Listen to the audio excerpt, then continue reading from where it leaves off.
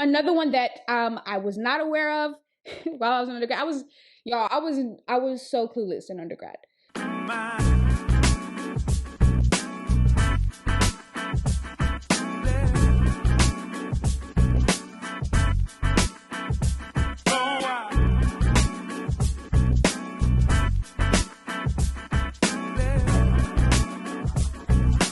What is up, fam? It is Shar, and welcome back to Law and Living Color, where I provide quick tips and experiences on the law school process and legal field as a person of color. So, y'all, I know it's been a minute.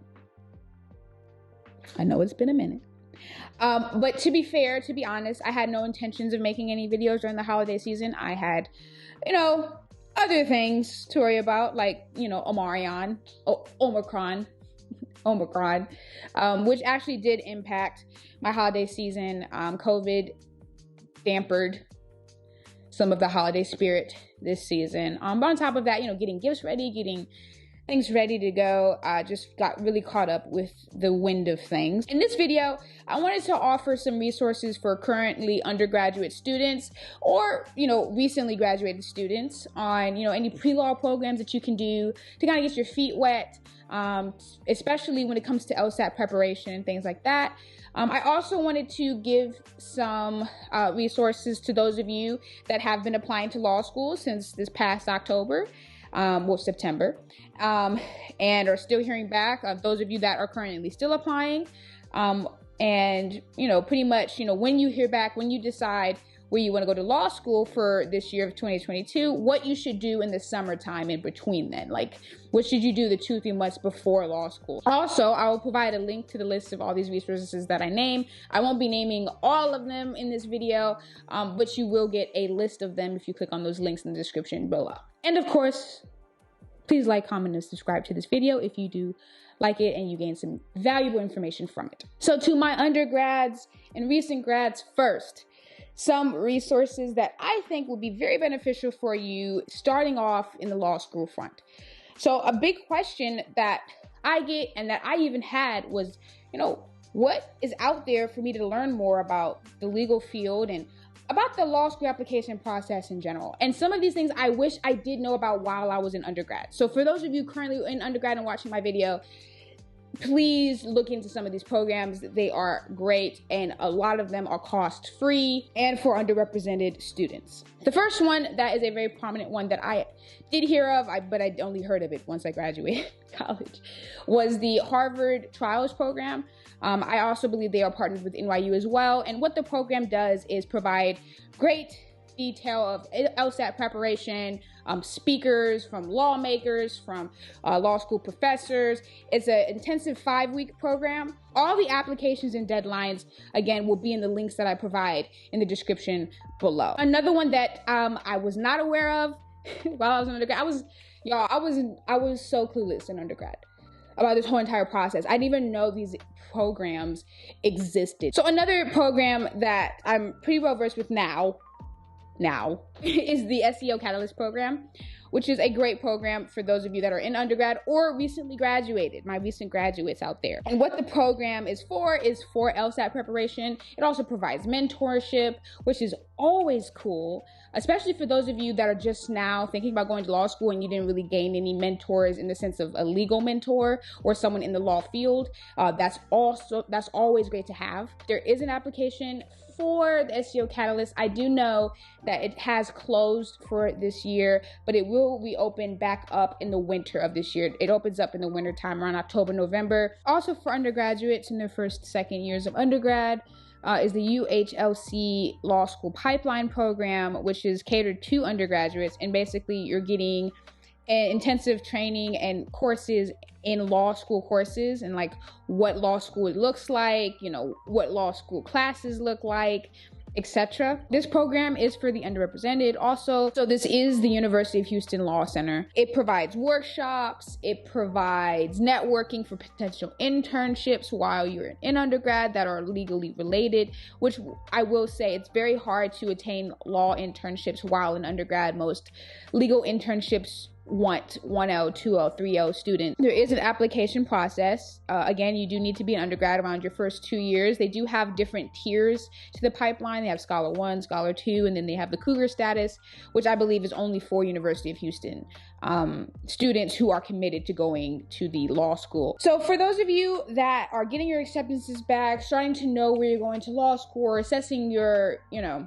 assessing where you want to go to law school, but you will be attending this year, and you're trying to figure out what to do in the 2 to 3 month span of waiting to go to law school, here are some programs that you can look into. The first one is SEO Law Fellowship.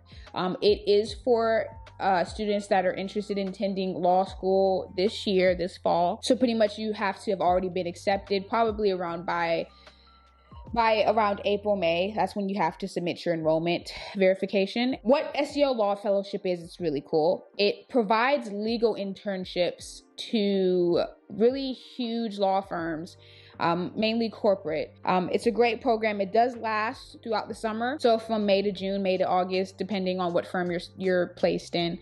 And so there is an application process. The applications actually close in February. So for those of you that may be interested, you can still apply. It's a great fellowship. It's for underrepresented minorities. Another program to look into is the PLSI, American Indian and Alaskan Native program. And what PLSI stands for is just Pre-Law Summer Institute. So it is a summer teaching program. So it's 2 months, and basically you're pretty much kind of like in law school. Like you get 3 courses that you are being taught in the Albuquerque area, and the program is completely paid for. The only thing you really have to worry about is travel. You do get a living stipend, so just be wary of that. Again, this is for American Indian and for Alaskan Native individuals only.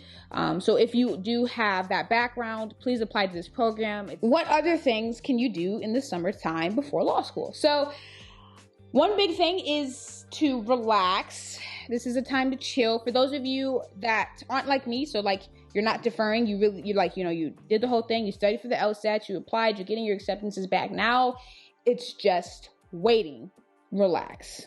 Okay, take a breather, take a chill pill, because you are about to get hit with it all over again when you do go to law school. Spend time with your family and friends. If you're going to law school, or if you think you're going to go to law school out of state, please spend time with people that you love in state. You're not going to see them as much when you're gone. Read. If you are not big on reading, get big on it now, because law school is a lot of reading. So then people are like, oh, okay, well, you're saying read. Are there any pre-law books to read? Are there any like law-specific books I should read? No. As far as law-specific, you're going to read tons of law-specific books. Don't start stressing like, oh my God, I don't know anything legally related. I've never held a career in law. What am I getting myself into? Don't think like that. Everything you need to know, you will learn. So you don't need to read law books before law school. But I do, one pre-law book that I do recommend is 24 Hours with 24 Lawyers. And the point of the book is that it gives you 24 lawyers of different specialties and what their day looks like from 6 in the morning all the way till 6 in the morning. You can also volunteer the summer before law school. Volunteer for things like the food bank.